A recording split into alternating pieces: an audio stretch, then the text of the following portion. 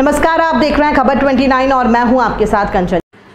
नए कानून के बारे में बहुत ही सारगर्भित और बारीक जानकारियां बताते हुए एसपी महोदय द्वारा मुख्यतः कहा गया है कि ये जो 3 कानून है उसका मूल उद्देश्य है इनोवेशन यानी नवाचार, एक्सपेंशन यानी विस्तार, टेक्नोलॉजी एडवांसमेंट यानी तकनीकी उच्चता, रेलेवेंस अर्थात समसामयिकता और जो लोकतांत्रिक परिभाषाओं का मूल है जिसे हम कहते हैं इक्वलिटी, जस्टिस, फ्रेटर्निटी यानी समानता, न्याय और बंधुत्व की भावना। इन सभी आदर्शों को, इन सभी सिद्धांतों को प्रतिबिंबित करने के लिए 3 नए कानून लागू किए गए हैं। सुने पुलिस अधीक्षक महोदय ने क्या कहा। के प्रत्येक क्षेत्र के स्टेक होल्डर्स हमारे सम्मुख बैठे हुए हैं, तो मैं कुछ अपने विचार संक्षिप्त में रखना चाहूँगा, क्योंकि यहाँ विद्वान वक्ताओं ने काफ़ी गूढ़, गहन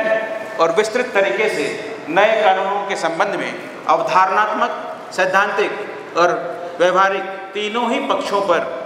व्यापक परिचर्चा की। मैं कहना चाहूँगा कि ये जो 3 कानून हैं उसका मूल उद्देश्य है इनोवेशन यानी नवाचार,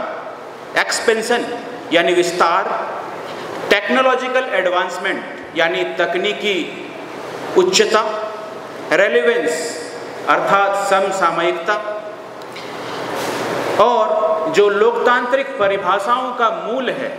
जिसे हम कहते हैं इक्वलिटी, जस्टिस और फ्रेटर्निटी यानी समानता, न्याय और बंधुत्व की भावना, इन सभी आदर्शों को, इन सभी सिद्धांतों को प्रतिबिंबित करने के लिए ये 3 नए कानून लागू किए गए। मैं आपको बताना चाहूँगा कि भारतीय दंड संहिता जो अब भारतीय न्याय संहिता में परिवर्तित हो गई है, क्रिमिनल प्रोसीजर कोड्स CRPC जो अब भारतीय नागरिक सुरक्षा संहिता में परिवर्तित हो गई है, और भारतीय साक्ष्य अधिनियम जो अब भारतीय साक्ष्य अधिनियम 2023 के रूप में जाना जाएगा, इन तीनों का मूल उद्देश्य है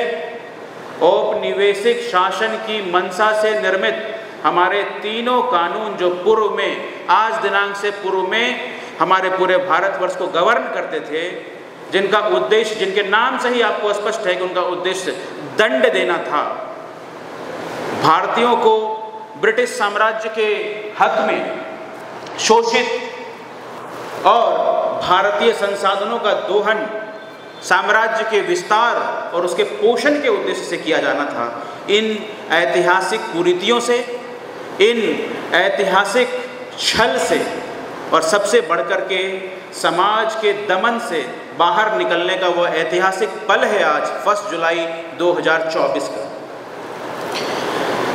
मैं आपको बताना चाहूँगा कि ये जो